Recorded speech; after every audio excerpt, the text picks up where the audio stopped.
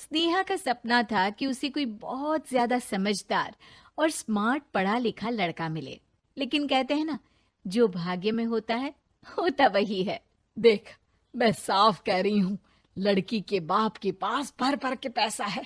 अरे एक बार लड़की ने तुझे पसंद कर लिया तो समझ के पैसे की तो नदियां भर जाएंगी, लेकिन फिर भी तेरी प्यास नहीं बुझेगी बेटा।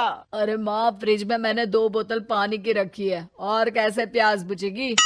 अरे पांचवी फेल, मैं बात कर रही हूँ पैसों की प्यास की। तू गवाह नहीं समझेगा इस बात को। बस तुझसे लोगों की नौकरी करवा लो। वो क्या है ना आशीष की माँ, वो सीधा है, और जिसे तू लोगों की नौकरी बोल रही है ना, वो आशीष का प्यार है अपने लोगों के लिए, जिनसे वो प्यार करता है या जिनसे जुड़ा हुआ है वो। अरे जमाना नहीं रहा वो। अरे आज की डेट में तो ना बेटा माँ का है, ना ही पति पत्नी का। कैसी बात कर रही है माँ? चाहे दुनिया यहाँ की वहाँ क्यों ना हो जाए, मैं आपके बिना नहीं रह सकता, ना ही मैं आपको कभी धोखा दे सकता हूँ। अरे हाँ, ठीक है ठीक है। देख, लड़की को पढ़ा लिखा लड़का चाहिए तो वहां चुप रहना। जबान खोलेगा तो पता चल जाएगा कि पांचवी पास है। अरे तो पढ़ा देती ना आगे। माना सौतेली माँ हो, लेकिन दहेज की लालच तो अपने बेटे जैसी ही रख रही हो। पापा ऐसा मत बोलिए ना माँ को, वो मेरी माँ है, मैं उनसे बहुत प्यार करता हूँ। अच्छा अच्छा बेटा, कुछ नहीं कहता, बस तैयार हो जा, चलते हैं और देखते हैं कि कौन है लड़की और क्या चाहती है। सभी मिलकर लड़की देखने जाते हैं, जहाँ स्नेहा आशीष को देखकर ही इम्प्रेस हो जाती है। वाह, कितना हैंडसम है। काश इससे मेरी शादी हो जाती, लेकिन पता नहीं कितना पढ़ा लिखा है।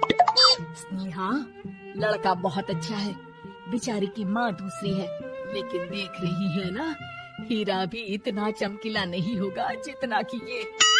स्नेहा को समझ नहीं आता कि वो क्या करे। वो आशीष से मिलती है, उसकी सादगी, उसकी बातें उसे भा जाती है। मैंने नहीं सोचा था कि इतना पढ़ा लिखा लड़का मुझे मिलेगा। मैं शादी करने के लिए तैयार हूँ। और फिर स्नेहा और आशीष की शादी हो जाती है। शादी के बाद सासू माँ कहती है, अरे बेटा, वो तेरे जेवर मुझे दे दे, मैं संभाल कर रख दूंगी। स्नेहा, जो कि खुद भी एक समझदार लड़की थी, नहीं नहीं, मैं अपने जेवर नहीं दूंगी। उसके लिए तो मैंने पहले ही लॉकर खुलवा लिया था माँ जी। ये मेरी कुछ आर्टिफिशियल ज्वेलरी है, इसे रख लीजिए। वैसे मेरी अलमारी में जगह नहीं है ना। सास बेचारी नई नई बहू से क्या उलझती। सुनिए जी, मैंने आपके लिए खाना और नाश्ता बना दिया है। ऑफिस कब जाना है? कौन से ऑफिस में? मैं तो घर का सारा काम करता हूँ। हाँ, क्या बात कर रहे हैं? इतना पढ़ लिख कर आप घर का काम क्यों करते हैं? कितना पढ़ लिख कर? मैंने तो सिर्फ 5वीं तक पढ़ाई की है। तभी वहाँ सास आ जाती है। अरे 5वीं तक भी पढ़ लिया तो समझो मेरी कृपा से, वरना तो जो इसके लक्षण थे ना, क्या बताना। अच्छा आशीष, जरा बाहर जा और भाग कर टूथपेस्ट लेकर आ। सुबह से मंजन नहीं किया। और हाँ, फिर जाकर दुकान की सफाई कर देना। तेरा छोटा भाई दुकान पर जाने को तैयार हो रहा है। स्नेहा ये सब सुनकर हैरान रह जाती है। वो सोचती है कि आखिर उससे क्या गलती हो गई जो उसके साथ ऐसा हुआ। आशीष स्नेहा के पास जाता है। सुनो, तुमको तो मैंने पहली मुलाकात में ही बताया था कि। स्नेहा आशीष की बात ही नहीं सुनना चाहती है। वो जोर से चिल्लाती है, चुप रहो बिल्कुल, गंवार कहीं के।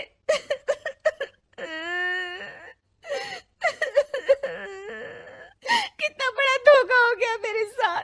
अब मैं इस घर में नहीं रह सकती। प्लीज ऐसी बात मत करो, मेरी पत्नी हो तुम, जैसे बोलोगी मैं वैसा करूंगा। मैं कोशिश करूंगा बाहर जाकर कोई काम ढूंढ लूं, पर प्लीज मत जाओ। चुप रहो गंवार कहीं के, मैं तुम्हारे जैसी की बीवी हो ही नहीं सकती। आशीष स्नेहा को लाख समझाने की कोशिश करता है, लेकिन वो अपने मायके चली जाती है। माँ चलिए ना, स्नेहा को मना कर लेकर आते हैं। अरे जाओ, बनाने जाए मेरी जूती। इतना घमंड, जैसे कलेक्टर हो कहीं की महारानी। अरे मैं तो तुझे कहूंगी कि तू भी भूल जा, हमने नहीं भगाया, खुद ही तो गई है। माँ वो बीवी है मेरी, मैं प्यार करता हूँ उससे, मैं जा रहा हूँ उसे लेने। वहीं स्नेहा के घर पर, माँ वो तो कुछ काम ही नहीं करता, घर का नौकर है, 5वीं पास। मैं नहीं रह सकती ऐसे आदमी के साथ माँ। बेटा वो लड़का बहुत अच्छा है, उसकी तारीफ मैंने हर किसी से सुनी है। तेरा पति है, अब तक एक गलत माँ के साथ रह रहा था, तू संवारेगी तो संवर जाएगा। तभी वहाँ आशीष आ जाता है। मुझे माफ कर दो स्नेहा, पर प्लीज मुझे छोड़कर मत जाओ। मेरी माँ के जाने के बाद मुझे तुम्ही से सारी उम्मीद है। तुम जैसा कहोगी मैं करूँगा, पर प्लीज मेरे साथ रहो।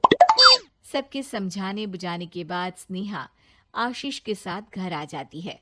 आ गई महारानी, अब आई हो और सच्चाई भी पता चल गई है, तो थोड़ा तमीज से पति के साथ घर देख, रसोई संभाल और हम सबकी सेवा कर। देखो, मैं अब इस घर में बंटवारा चाहती हूँ।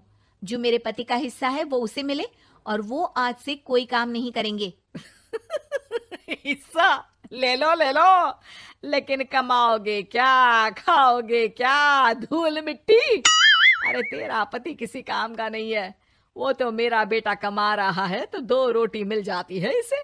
तभी वहाँ स्नेहा के ससुर आ जाते हैं। मैंने एक बंद फैक्ट्री को पहले ही आशीष के नाम कर दिया है और घर के 2 तल्ले में 1 तल्ला ले लो। मैं तो आशीष के पास रहूंगा, वकील थोड़ी देर में आता ही होगा। अरे जाओ जाओ, 2 दिन में भूख से तड़प कर सब वापस आ जाओगे। बढ़िया आई बहू बेटे वाली। फिर क्या था, स्नेहा आशीष के साथ मिलकर बंद फैक्ट्री को खोलती है और मन लगाकर काम करती है। दोनों की मेहनत रंग लाती है और आशीष अपनी मेहनत से एक सफल बिजनेसमैन बन जाता है। लेकिन एक दिन, अरे बहू बेटा आशीष, मुझे माफ कर दो, मैं भी अब तुम लोगों के साथ रहना चाहती हूँ।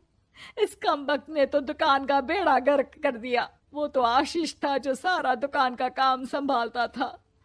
बेटा हमारे पास तो अब खाने को भी नहीं बचा। माँ जी, इसे कर्म के फल कहते हैं। खैर, खाना है तो आपको और आपके बेटे को काम करना पड़ेगा, समझी? हे भगवान, अब ये दिन आ गए हैं कि बहू के साथ रहने के लिए मुझे काम करना पड़ेगा। बेटा आशीष, तू ही समझाना अपनी बीवी को। पता है ना मैंने तुझे कितने प्यार से पाला है। हाँ माँ, वो तो ऐसे ही बोल रही है आपको। अरे घर में कामकाज के लिए बहुत सारे नौकर चाकर है, आप आराम से रहिए माँ। स्नेहा आशीष का अच्छा और सरल सच्चा व्यवहार देखकर मन ही मन सोचती है, मेरा पति गवार ही सही, लेकिन दुनिया का